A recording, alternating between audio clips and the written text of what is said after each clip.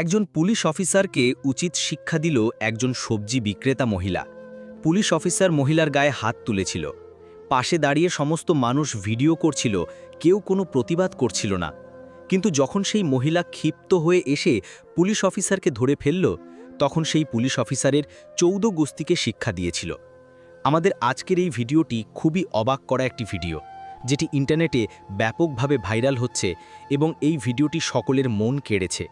তাই আমাদের আজকের এই শিক্ষণীয় ভিডিওটি না টেনে একেবারে শেষ পর্যন্ত দেখুন, কারণ পুলিশ অফিসারের শেষ পরিণতি এমন হয়েছিল যেটা দেখে আপনি অত্যন্ত অবাক হবেন। তাই ভিডিওটিতে লাইক দিয়ে আমাদের ইসলামিক নলেজ চ্যানেলটিকে সাবস্ক্রাইব করে রাখুন। সকালের ঠান্ডা হাওয়া শহরের অলিগলি দিয়ে বয়ে চলেছে। আকাশে ছিল হালকা মেঘের ছায়া। বৃদ্ধা হালিমা বেগম প্রতিদিনের মতো আজও মাথায় সবজি ভর্তি ঝুড়ি নিয়ে বাড়ি থেকে বের হয়েছেন। তার চোখে ছিল ক্লান্তির রেখা, তবে ভেতরে ছিল আশা। আজকের বিক্রি দিয়ে সংসারের খরচ যেন সামলে নেওয়া যায়। তার মেয়ে আয়েশা সীমান্তে দেশের জন্য কাজ করছে। একজন সাহসী আর্মি অফিসার ইউনিফর্ম পরে তিনি সৈনিকদের প্রশিক্ষণ দিচ্ছিলেন এবং মনে মনে ভাবছিলেন, আমার মা নিশ্চয়ই এখন শান্তিতে আছেন। কিন্তু আয়েশা জানতেন না, আজ শহরের রাস্তায় এমন কিছু ঘটতে চলেছে যা কেবল এক মায়ের অপমান নয়, বরং এক কন্যার আত্মাকেও কাঁপিয়ে তুলবে। হালিমা বেগম যখন শহরের বাজারে পৌঁছান, রাস্তার একপাশে পরিষ্কার একটি জায়গা দেখে বসে পড়েন। ঝুড়ি খুলে সবজি সাজাতে শুরু করেন। মুখে ছিল মায়াবী হাসি আর মনে ছিল দোয়া, আজ যেন সবজি ভালো বিক্রি হয়। এমন সময় একটি কড়া গলার আওয়াজ ভেসে আসে, এটা কি হচ্ছে? রাস্তায় সবজি বিছিয়ে রেখেছেন, মাথা খারাপ নাকি? এটা ছিল ইন্সপেক্টর আরিফ মেহমুদের গলা। চোখে ছিল রূঢ়তা, মুখে দম্ভ আর হাতে ছিল লাঠি। কোনো কথা না বলেই তিনি রেগে গিয়ে হালিমা বেগমের গালে এক জোরে চড় মারেন। চড় এতটাই জোরে ছিল যে হালিমা বেগম কেঁপে উঠলেন এবং তার সবজি ছড়িয়ে পড়ল রাস্তায়। টমেটো, আলু, কাঁচামরিচ সব মিশে গেল ধুলায়। কিছু সবজি গাড়ির নিচে পড়ে পিষ্ট হয়ে যায়। সবজি পুরোপুরি নষ্ট হয়ে গেছে। হালিমা বেগম হতবম্ব হয়ে দাঁড়িয়েছিলেন, মুখ ফ্যাকাশে, চোখে পানি, বুকের ভেতরে অসহ্য যন্ত্রণা যা ভাষায় প্রকাশযোগ্য নয়। ইন্সপেক্টর আরিফ মেহমুদ আবার চেঁচিয়ে উঠলেন, এই রাস্তা কি তোমার বাপের? কোনো আইন মানো না? আশেপাশের পুরো বাজার এই ঘটনা দেখছিল, কিন্তু কেউ মুখ খুলতে সাহস করেনি। হালিমা বেগম পাবলিকলি অপমানিত হচ্ছিলেন, আর সবাই যেন কেবল দর্শক। তবে সেই ভিড়ের মধ্যেই একজন তরুণ চুপি চুপি তার মোবাইলে সবকিছু রেকর্ড করছিল। হালিমা বেগম কাঁপতে কাঁপতে ছড়িয়ে পড়া সবজি কুড়োতে লাগলেন। তার মুখে ছিল একটাই দুশ্চিন্তা, আয়েশা যেন এসব কিছু না জানে, না হলে সর্বনাশ হবে। তিনি কিছু না বোঝার ভান করে নীরবে বাড়ির দিকে রওনা দিলেন। এদিকে যেই যুবক ভিডিওটি করছিল সে তা সোশ্যাল মিডিয়াতে আপলোড করে দিল। ক্যাপশনে লেখা ছিল, 100 বৃদ্ধা সবজি বিক্রেতাকে বিনা কারণে মারল এক ইন্সপেক্টর। এটাই কি আমাদের দেশের ন্যায় বিচার? ভিডিওটি মুহূর্তেই ভাইরাল হয়ে যায়। লাখ লাখ ভিউ, হাজার হাজার শেয়ার, কোটি কোটি মানুষের হৃদয় ক্ষোভ। আর এই ভিডিওটি যখন পৌঁছায় আয়েশার মোবাইলে, তখন শুরু হয় এক লড়াই, ইজ্জতের, ন্যায়ের আর মায়ের জন্য। আয়েশা যখন ভিডিওটি দেখে তার মুখ শক্ত হয়ে যায়, চোখে জল চলে আসে। তবে সেটা দুঃখের নয়, রাগের। যে মা তাকে বড় করে দেশ রক্ষার জন্য তৈরি করেছে, তার সঙ্গে এমন অপমান। আয়েশা দাঁতে দাঁত চেপে বলল, এখন আমি ওকে দেখাবো আসল শক্তি কাকে বলে। সে তার সিনিয়র অফিসারের কাছ থেকে ছুটি নিয়ে তৎক্ষণাৎ রওনা দেয়। ইউনিফর্ম খুলে লাল রঙের সালোয়ার কামিজ পরে একটি বাসে চেপে বসে। বাসে তার সামনে এক মহিলা বসেছিল। মহিলার হাতে মোবাইলের স্ক্রিনে সেই একই ভিডিও। সে হঠাৎ আয়েশার দিকে তাকিয়ে জিজ্ঞাসা করল, বিটিয়া, এই যে ভিডিওতে যিনি আছেন উনি কি তোমার মা? আয়েশা মাথা নিচু করে চোখে ভেজা কণ্ঠে বলল, হ্যাঁ, উনি আমার মা। আর এখন সেই ইন্সপেক্টর মাফি নয়, শিক্ষা পাবে। বিকেলের হালকা ঠান্ডা বাতাস বইছিল যখন দরজায় কড়া শব্দ হয়। ভেতর থেকে মৃদু কণ্ঠে প্রশ্ন আসে, কে? আমি, মা, আয়েশা, দরজা খোলো, আমি এসেছি। হালিমা বেগম মেয়ের কণ্ঠ শুনেই আঁতকে ওঠেন, কিন্তু দ্রুত দরজা খুলে দেন। দরজার ওপাশে দাঁড়িয়ে থাকা মেয়েকে দেখে আর নিজেকে ধরে রাখতে পারেন না, চুপচাপ তাকে বুকে জড়িয়ে ধরেন। দুজনের চোখ দিয়েই পানি ঝরছিল, যেন সেই একালিঙ্গমনে সব দুঃখের ওষুধ লুকানো ছিল। ঘরে ঢুকেই আয়েশা মায়ের হাত ধরে তাকে বসিয়ে বলে, মা, আমি সব জেনে গেছি। আমি ভিডিওটা দেখেছি, যা সারা শহর দেখেছে। তুমি আমাকে কিছু বললে না কেন? হালিমা বেগম কাপা গলায় বললেন, মেয়ে, আমি চাইতেন না, তুই জানিস, তোকে নিয়ে আমার চিন্তা সবসময় কুড়ে কুড়ে খায়। আমি ভাবলাম পুলিশ তো রেগে গিয়ে একটা কথা বলে ফেলেছে, এসব তো হয়েই থাকে। তবে আয়েশার চোখে আর পানি ছিল না, এখন সেখানে ছিল অগ্নি। না মা, এটা কোনো ছোট কথা নয়। তোমার সঙ্গে যা হয়েছে তা অপমান নয়, মানবতার অপমান। আমি চুপ থাকব না। এই কথার পরই কয়েকজন প্রতিবেশী মহিলা বাড়িতে এসে হাজির হয়। একজন ধীরে দরজা ঠেলে বলল, বিটি, আমরা ভিডিওটা দেখেছি, ওই ইন্সপেক্টর খুব অন্যায় করেছে। তুইও দেখেছিস তো? আয়েশা কঠিন গলায় বলল, হ্যাঁ, আমি দেখেছি, আর আমি চুপ থাকব না। মহিলারাও ঘরে বসে পড়ল। কারো মুখে রাগ, কারো মুখে মায়া, আবার কেউ যেন নীরবে তামাশা দেখছেন, এমন মুখভঙ্গি। হালিমা বেগম তাদের বললেন, তোমরা আমার মেয়েকে কিছু বলো না, আমি ঝামেলা চাই না। পুলিশের লোক রেগে গিয়ে বলেছে, কিছু যায় আসে না। মহিলারাও বোঝাতে লাগল, বিটি, তোরই ক্ষতি হবে। কিন্তু আয়েশার চোখে তখন এখন একটি দৃঢ়তা। মায়ের অপমানের প্রতিশোধ, সে এখন এক বাঘিনী। যার মাকে রাস্তায় অপমান করা হয়েছে, সে আর থামবে না। পরদিন সকালে আয়েশা প্রস্তুত হয়ে মায়ের কাছে এসে বলল, মা, আমি আজ থানায় যাব। আমি সেই ইন্সপেক্টরের বিরুদ্ধে অভিযোগ দায়ের করব। আর চুপ করে থাকতে পারবো না। হালিমা বেগম তার হাত ধরে বললেন, মেয়ে, ভালোভাবে ভাবিস, এমন কিছু করিস না যাতে তোকে বিপদে পড়তে হয়। আয়েশা শুধু একটি হাসি দিয়ে বলল, আপনার দোয়া আমার সঙ্গে আছে। তারপর সে বেরিয়ে পড়ল। মহল্লার অলিতে গলিতে কানাকানি শুরু হয়ে গেছে। কেউ জানালার ফাঁক দিয়ে উকি দিচ্ছে, কেউ দোকানে বসে চাপা স্বরে কথা বলছে, ছেলেমেয়েরা রাস্তায় দাঁড়িয়ে মোবাইলে সেই ভাইরাল ভিডিও দেখিয়ে হাসাহাসি করছে। কেউ দুঃখ প্রকাশ করছে, কেউ আবার বলে উঠছে, ধুর, এইসব তো পুলিশের কাজই, কিচ্ছু হয় না। এইসব দৃশ্যের মাঝখানে আয়েশা রিকশায় করে শহরের দিকে যাচ্ছিল। হঠাৎ এক জায়গায় তার চোখ পড়ে রাস্তার ওপাশে। সেখানে দাঁড়িয়েছিল সেই ইন্সপেক্টর আরিফ মেহমুদ, হাতে চায়ের কাপ, মুখে আগের মতোই অহংকারের ছাপ। তাকে দেখে আয়েশার চোখে জল চলে আসে, তবে এবারেও সেই জল রাগের। সে নিজেকে সংবরণ করে এগিয়ে যায় থানার দিকে। থানার বাইরে দাঁড়িয়েছিল একজন প্রহরী। আপনি কে ম্যাডাম, কি দরকার? আয়েশা উত্তর দিল, আমি রিপোর্ট করতে এসেছি। আমার মায়ের সঙ্গে যা হয়েছে তার বিরুদ্ধে অভিযোগ করতে চাই। প্রহরী এক মুহূর্ত থেমে তাকিয়ে থাকে, তার চোখে চিন্তার ছাপ। সে বলল, আপনি সেই মহিলা না যাকে রাস্তায়? আয়েশা চোখ নামিয়ে শুধু মাথা নাড়লেন, আর কিছু না বলে থানার ভেতরে ঢুকে গেলেন। ভেতরে এক কনস্টেবল জিজ্ঞেস করল, আপনি কাকে খুঁজছেন ম্যাডাম? আয়েশা বললেন, আমি ইন্সপেক্টর আরিফ মেহমুদের বিরুদ্ধে অভিযোগ দায়ের করতে চাই। তিনি আমার মাকে রাস্তায় চড় মেরে সবজি ফেলে দিয়েছেন। আমি আর এই অপমান সহ্য করব না। কনস্টেবল একটু অস্বস্তিতে পড়ে বলল, ম্যাডাম, ইন্সপেক্টর সাহেব তো গতকাল থেকেই ছুটিতে আছেন, থানা অফিসে নেই। আয়েশা হালকা এক তিক্ত হাসি দিয়ে বলল, হ্যাঁ, আমি জানি। আজ সকালে তাকে বাজারে দাঁড়িয়ে চা খেতে দেখেছি। ছুটি নিয়ে মজা করছেন, যেন কিছুই হয়নি। এই সময় থানার সেই প্রহরীও এসে গেল।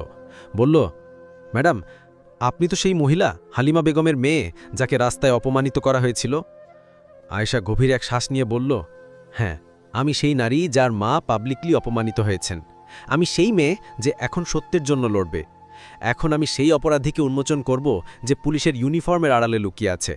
ইউনিফর্ম যদি শক্তির চিহ্ন হয়, তবে আমি ন্যায় বিচারের শক্তি দেখাব। তার কণ্ঠে ছিল আগুনের মতো দৃঢ়তা। থানা জুড়ে যেন নিঃশব্দ বিস্ফোরণ ঘটে। সবাই তাকিয়েছিল, এই নারী আজ ন্যায়ের এক নতুন ইতিহাস লিখতে চলেছে। থানার ভেতরে এক মুহূর্তের নিস্তব্ধতা বিরাজ করছিল। আয়েশার কণ্ঠে স্পষ্ট প্রতিধ্বনি হচ্ছিল যন্ত্রণার, সাহসের আর প্রতিবাদের। উপস্থিত পুলিশ সদস্যদের চোখে মুখে এক ধরনের অপরাধবোধ। একজন হাবিলদার চোখ নিচু করে বলল, ম্যাডাম, আমি তখন ডিউটিতে ছিলাম না। অন্য এক কনস্টেবল একটু সাহস নিয়ে বলল, ম্যাডাম, আমরা কি করতে পারতাম? ইন্সপেক্টর সাহেবকে কেউ কিছু বলার সাহস পায় না। ঠিক তখনই থানার অন্য দরজা দিয়ে প্রবেশ করলেন এসএইচও আমির খান। কঠিন চেহারা, দৃঢ় চালে এগিয়ে এলেন। তিনি আগে থেকেই খবর পেয়ে গেছেন থানায় আজ এক উচ্চপদস্থ অফিসার আসছেন। আয়েশাকে দেখেই তিনি বললেন, ম্যাডাম, আমি জানি আপনি এখানে কেন এসেছেন, তবে আগে জানতে চাই আপনি কোন দপ্তর থেকে এসেছেন। আয়েশা ব্যাগ থেকে নিজের আইডি কার্ড বের করে মেজবিলার টেবিলের উপর রাখলেন। আমির খান সেটা হাতে নিয়ে দেখে নিলেন। তারপর মাথা নিচু করে বললেন, ম্যাডাম, আপনি যা বলবেন সেটা আমরা মান্য করব। আপনি চাইলে আমরা এক্ষুনি ইন্সপেক্টর আরিফ মেহমুদের বিরুদ্ধে আইনি ব্যবস্থা নিতে পারি। আয়েশার চোখে তখন আর অশ্রু ছিল না, ছিল অটল প্রতিজ্ঞা। তিনি বললেন, আমি আইনি ব্যবস্থা চাই, তবে কেবল ফাইলের ভেতরে নয়। যেভাবে আমার মাকে রাস্তায় অপমানিত করা হয়েছে, আমি চাই সেই ইন্সপেক্টর প্রকাশ্যে ক্ষমা চান। আমি তার ইউনিফর্ম খুলতে চাই, যাতে আর কেউ তার ক্ষমতা নিয়ে নিরীহদের ওপর দাদাগিরি না চালায়। এসএইচও আমির খান কোনো প্রশ্ন না করে সঙ্গে সঙ্গে কাগজপত্র তৈরির নির্দেশ দেন। থানার এক অফিসার প্রতিবেদন লিখে নেয়, ফাইল রেডি হয়, রিপোর্ট রেজিস্টারে জমা পড়ে। আইনিভাবে প্রথম ধাপ সম্পন্ন হয়। আয়েশা নিজের আইডি ব্যাগে রেখে থানার বাইরে বেরিয়ে পড়েন। এবার সে চলে যায় সেই বাজারে যেখান থেকে তার মায়ের সম্মানহানির সূচনা হয়েছিল। সূর্য তখনও পশ্চিমে হেলে পড়েছে, আলো নরম হয়ে এসেছে। সেই পরিচিত বাজার, সেই রাস্তা, অথচ এখন যেন বাতাসেও একরকম অপরাধবোধের ঘ্রাণ আসছে। আয়েশা প্রতিটি দোকান, প্রতিটি মোড়ে কথা বলার চেষ্টা করে। আপনারা কি চক্ষুষ দেখেছেন ওই ঘটনা? আপনারা জানেন কেউ ভিডিওটা করেছিল? কেউ কি সাহস করে সাক্ষী দিতে পারেন? কিন্তু চারদিক কেবল চুপচাপ নীরবতা। কেউ চোখ সরিয়ে নেয়, কেউ বলে আমরা ছিলাম না, কেউ অজুহাত দেয়। আয়েশার হৃদয়ে এক হালকা হতাশার ঢেউ খেলে যায়। যে সত্যের জন্য সে লড়ছে, সেই সত্যের পাশে দাঁড়াতে আজ কেউ নেই। তখনই এক রোগা পাতলা, প্রায় 18-19 বছরের যুবক এগিয়ে আসে। চোখে লাজুকতা, কিন্তু মুখে সততার ছাপ। বিবিজি, আমার নাম ওমার, সেই ভিডিওটা আমিই তুলেছিলাম। আশা অবাক হয়ে যায়।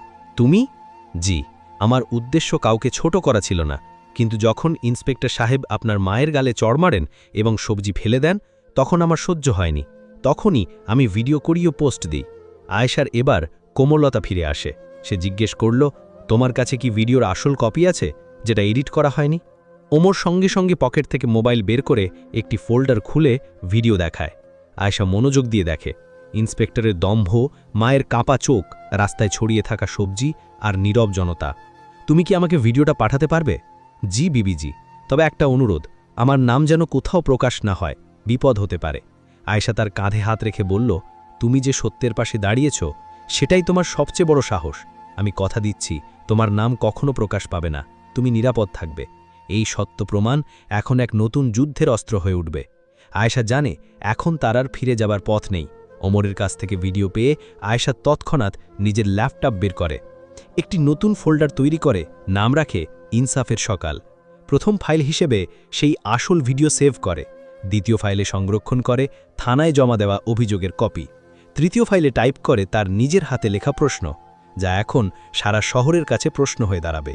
এই ভিডিও আর প্রমাণগুলো নিয়ে আয়েশা ইমেইলের মাধ্যমে শহরের police commissioner, deputy commissioner, DCP এবং মহিলা কমিশনার পাঠিয়ে দেয়। ভিডিওতে যা দেখা গেছে তা শুধু একটি দুর্ব্যবহার নয়, বরং সরকারি ক্ষমতার অপব্যবহার, এক নারী ও মায়ের ওপর বর্বরতা। 3 দিনের মধ্যে শহরের সবচেয়ে বড় পুলিশ সদর দফতরে জরুরি সভা ডাকা হয়। উপস্থিত ছিলেন পুলিশ কমিশনার, ডিসিপি সাউথ এবং মহিলা কমিশনের চেয়ারপারসন। কমিশনার অভিযোগের ফাইল তুলে ধরে বললেন, ইন্সপেক্টর আরিফ মাহমুদ তার পদ ও ক্ষমতার চরম অপব্যবহার করেছেন। এটি শুধু বিভাগীয় শৃঙ্খলার লঙ্ঘন নয়, বরং এটি একেবারে মানবাধিকার লঙ্ঘনের পর্যায়ে পড়ে। ডিসিপিও সম্মতি দিয়ে বলেন, এই মুহূর্ত থেকে আরিফ মেহমুদের বিরুদ্ধে বিভাগীয় তদন্ত শুরু হবে এবং তাকে অবিলম্বে বরখাস্ত করা হবে। সেই সন্ধ্যায় শহরের সব খবরের কাগজ এবং নিউজ চ্যানেলে একসাথে প্রচার শুরু হয়। এক নারীর সঙ্গে দুর্ব্যবহারের জন্য ইন্সপেক্টর আরিফ বরখাস্ত। ভাইরাল ভিডিওর জড়ে পুলিশ বিভাগে তোলপাড়। অবশেষে ন্যায় পেলেন বৃদ্ধা হালিমা বেগম। হালিমা বেগম তখন তাদের ছোট দোকানে বসেছিলেন। কয়েকজন পাড়াপুরি মহিলা এসে একজন মোবাইলে খবরটা দেখিয়ে দিলেন। হালিমা বেগমের চোখে জল চলে আসে, এবার আনন্দের। পাশেই দাঁড়িয়েছিল আয়েশা। সে কেবল একবার মাথা নিচু করে বলল, এখনও শুরু মাত্র মা, পথ অনেক বাকি। এর পরের সপ্তাহে departmental inquiry committee inspector Arif মেহমুদকে ডেকে পাঠায়। সবকিছু ভিডিওতে রেকর্ড করা হচ্ছিল। কমিটিতে ছিলেন একজন অবসরপ্রাপ্ত বিচারপতি, মহিলা কমিশনের প্রতিনিধি এবং একজন সিনিয়র পুলিশ অফিসার। কমিটির পক্ষ থেকে প্রশ্ন করা হয়, আপনি কেন একজন বৃদ্ধা মহিলার গালে চড় মারলেন এবং তার সব সবজি রাস্তায় ছুঁড়ে ফেলে দিলেন? আরিফ তৎক্ষণাৎ বলে, সে রাস্তা আটকা ছিল। তখন বিচারপতি গম্ভীর স্বরে বলেন, রাস্তায় বসা কি এমন অপরাধ যার জন্য আপনি একজন বৃদ্ধাকে চড় মারবেন, তার রোজগারের সমস্ত সম্বল রাস্তায় ফেলে দেবেন? তখন আরিফ নিঃশব্দ। উত্তর দেওয়ার মতো কিছু ছিল না। 15 দিনের তদন্ত শেষে সিদ্ধান্ত জানানো হয়, ইন্সপেক্টর আরিফ মেহমুদকে পুলিশ বিভাগ থেকে চিরতরে বরখাস্ত করা হলো। তার বিরুদ্ধে আইপিসি ৩২৩ শারীরিক নির্যাতন, ৫০৪ অপমান, ৫০৬ হুমকি এবং ৩৫৪ নারী মর্যাদার ক্ষতি ধারায় মামলা রুজু করা হয়েছে। মামলা এখন সেশন কোর্টে চলবে। সত্যের পথে এক মেয়ে আর এক মা আজ এক নতুন ইতিহাস লিখেছে। কিন্তু গল্প তখনও শেষ হয়নি। একটি প্রতীকী বিচার এখনও বাকি। শেষ পর্যন্ত সেই দিনটি এসেই যায় যেদিন আয়েশা, ডিসিপি এবং পুলিশ কমিশনের একসাথে সংবাদ সম্মেলনে উপস্থিত হন। সামনে বসেছিল গোটা শহরের মিডিয়া। ক্যামেরার ফ্ল্যাশ, সংবাদবাদীদের গুঞ্জন, সব কিছু যেন থেমে যায় যখন পুলিশ কমিশনার বলেন, পুলিশ বিভাগে কেউই আইনের ঊর্ধ্বে নয়। ইন্সপেক্টর আরিফ মেহমুদের বিরুদ্ধে কঠোর পদক্ষেপ নেওয়া হয়েছে। আয়েশা শুধু একজন সৈনিক নন, তিনি আজ ন্যায়ের প্রতীক হয়ে উঠেছেন এবং আমরা প্রতিটি নারীর সম্মানের পক্ষে। এরপর আয়েশা মাইক্রোফোন হাতে নেন। দৃঢ়, শান্ত এবং প্রতিজ্ঞাময় কণ্ঠে তিনি বলেন, আমার মায়ের চোখের যে অশ্রু ছিল তা আজ লক্ষ লক্ষ নারীর কণ্ঠ হয়ে উঠেছে। ন্যায় কেবল কাগজে নয়, বাস্তবেও হয়েছে।